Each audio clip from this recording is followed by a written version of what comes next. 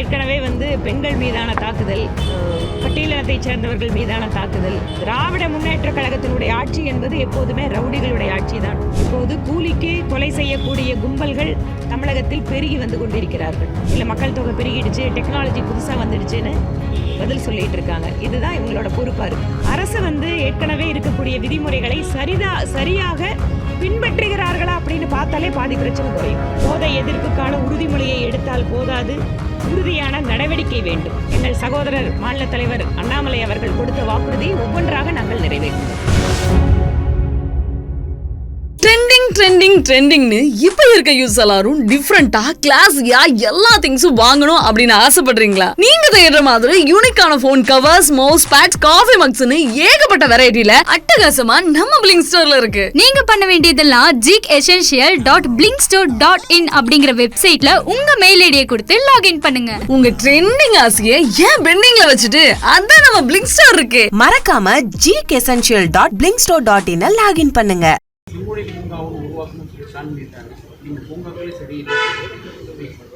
இந்த செம்மொழி பூங்கா நீங்கள் சொன்ன மாதிரி நானும் சட்டப்பேரவையில் இது குறித்து பேசினேன். அப்போ உடனடியாக முதலமைச்சரே எழுந்து பதில் சொன்னார், நாங்கள் அமைக்கிறதா இருக்கோன்னு. போன தடவை அதுக்காக அடிக்கல் நாட்டிட்டும் போயிருக்காரு. ஆனால் அங்கே இருக்கக்கூடிய மத்திய சிறையை மாற்றிவிட்டு அதை மிகப்பெரிய செம்மொழி பூங்காவாக அமைக்கணும் அப்படிங்கிறது அரசாங்கத்தோட திட்டமாக இருந்தது.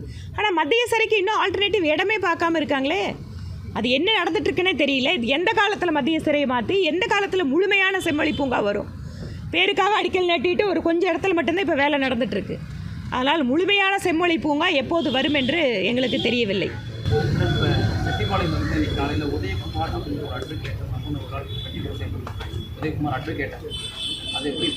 அதான் இப்போ அட்வொகேட்டு, அரசியல் கட்சி தலைவர்கள், நிர்வாகிகள் ஏற்கனவே பெண்கள் மீதான தாக்குதல், பட்டியலினத்தைச் சேர்ந்தவர்கள் மீதான தாக்குதல். திராவிட முன்னேற்ற கழகத்தினுடைய ஆட்சி என்பது எப்போதுமே ரவுடிகளுடைய ஆட்சி தான். இப்போது கூலிக்கு கொலை செய்யக்கூடிய கும்பல்கள் தமிழகத்தில் பெருகி வந்து கொண்டிருக்கிறார்கள். கட்டுப்படுத்துவதற்கு எந்த நடவடிக்கையும் கிடையாது.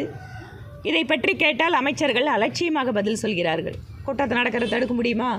இல்லை மக்கள் தொகை பெருகிடுச்சு, டெக்னாலஜி புதுசாக வந்துடுச்சுன்னு பதில் சொல்லிகிட்டு இருக்காங்க. இதுதான் இவங்களோட பொறுப்பாக இருக்குது. வயநாட்டில் இந்த சம்பவத்தை அடுத்து பசுமை தீர்ப்பாயம் தமிழக அரசு சில அறிவுரைகள்லாம் கொடுத்துருக்காங்க. தமிழக அரசோட மலையோட பாதுகாப்பு அதை எப்படி நீங்கள் பார்க்குறீங்க? கொடைக்கானல், ஏற்காடு இந்த மாதிரி மலைகள்லாம் கிடையாது. நிறைய இடங்களில் இன்றைக்கு டூரிசம் அப்படிங்கிறது ஒரு பக்கம் பெருகணும் அப்படின்னு முயற்சி எடுக்கிறோம். டூரிசம் பெருகினா உள்ளூர் மக்களுக்கு பொருளாதார வளர்ச்சி வரும், இதன் வாயிலாக புதிய வேலை வாய்ப்பு வரும் அப்படின்னு டூரிஸ்ட்டை இம்ப்ரூவ் பண்ணும்போது இந்த மாதிரி குறிப்பாக மலைத்தொடர்கள், மலை சார்ந்த காடுகள் சார்ந்த பகுதிகளில் தான் இன்றைக்கி டூரிஸ்ட்டுக்கு போகக்கூடிய நபர்கள் அங்கே தான் விரும்புகிறாங்க. ஏன்னா நகர்ப்புற நெருக்கத்திலிருந்து நல்லபடியாக வெளியில் போயிட்டு வரணுன்னா இந்த மாதிரி இடத்துக்கு ஒரு டிமாண்ட் வருது. அதை பயன்படுத்தி கொண்டு எந்தவித ஒரு முறையான அனுமதி பெறாமல் அதிகாரிகளை கைக்குள் வைத்துக்கொண்டு அல்லது அரசியல் தலைவர்களை எல்லாம் கையில் வச்சுட்டு ரெசார்ட்டு கட்டக்கூடியது, அதன் வாயிலாக முழுவதுமாக இயற்கையினுடைய நலனை புறக்கணிக்கின்ற போக்கு இப்போது தமிழகத்தில் அதிகரித்து வருகிறது. ஊட்டியில் பார்த்தீங்கன்னா இந்த தடவை நாங்கள் டோக்கன் கொடுத்ததுக்கப்புறம், அதாவது பர்மிட் கொடுத்ததுக்கப்புறம் வாங்கன்னு சொல்கிற அளவுக்கு தான் நிலைமை இருந்தது. அது மட்டும் இல்லாமல் ஒவ்வொரு முறையுமே பசுமை தீர்மானம் மாதிரி, உயர்நீதிமன்றம் மாதிரி ஒரு சில தீர்ப்புகள் வாயிலாகத்தான் இன்று காடுகளும் மலைகளும் காப்பாற்றப்பட்டு கொண்டிருக்கிறது. அரசுக்கோ அதில் இருக்கக்கூடிய நிர்வாகிகளுக்கோ ஒரு தொலைநோக்கு பார்வையோட திட்டங்கள் இல்லாது மிகப்பெரிய வருத்தம். வயநாடு மாதிரி மேற்கு தொடர்ச்சி மலைத்தொடர் என்பது ரொம்ப பழமையான மலைத்தொடர். அங்கேயே இந்த மாதிரி சரிவுகள் வருதுன்னு சொன்னால் மிக மிக ஆபத்தானது. இது அரசு ஏற்கனவே இருக்கக்கூடிய விதிமுறைகளை சரியாக பின்பற்றுகிறார்களா அப்படின்னு பார்த்தாலே பாதி பிரச்சனை குறையும். கடந்த மாதம் தொண்டாமுத்தூர் 2 நாளைக்கு முன்னாடி கோயம்புத்தூர் ஸ்டூடெண்ட்ஸ் மத்தியில் கஞ்சா போதை வகுப்பு அறையிலே வச்சு சாப்பிட்டுக்கிறாங்க. நானும் அந்த மீடியாவில் பார்த்தேன். மீடியாவில் குழந்தைங்க ஸ்கூலுக்குள்ளேயே இந்த மாதிரி இருக்கிறது அப்படிங்கிறது, தமிழகம் எங்கே சென்று கொண்டு இருக்கிறது அப்படிங்கிறதுக்கு இதெல்லாம் உதாரணமாக இருக்கிறது. போதைப் பொருளை தடுப்பதற்கு வெறும் உறுதிமொழி எடுத்தால் போதாது.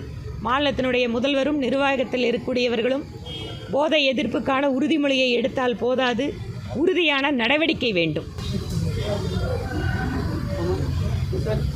முடிஞ்சுதான், வேற ஒன்றும் இல்லையே. 100 நாளில் நாற்காலி ஆஃபீஸ் அமைக்கப்படுதுன்னு அண்ணாமலை சொல்லியிருந்தாங்க. முயற்சி எடுப்போங்க நிச்சயமா.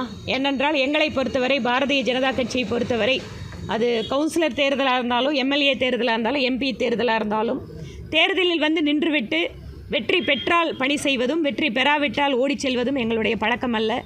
நாங்கள் எப்போதும் அப்படி வளர்க்கப்பட்டவர்களும் கிடையாது. அதனால் என்ன வாக்குறுதி மக்களுக்கு கொடுத்துருக்குறோமோ, மத்திய அரசாங்கம் எங்களிடம் இருக்கிறது.